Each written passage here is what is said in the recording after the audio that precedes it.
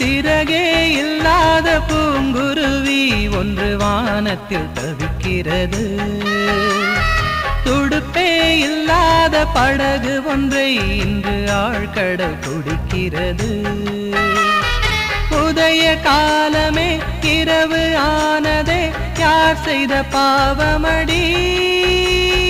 விழுது என்றுதான் வேரை தின்றதே, யார் தந்த சாபமடி? சிறகே இல்லாத பூங்குருவி ஒன்று வானத்தில் தவிக்கிறது.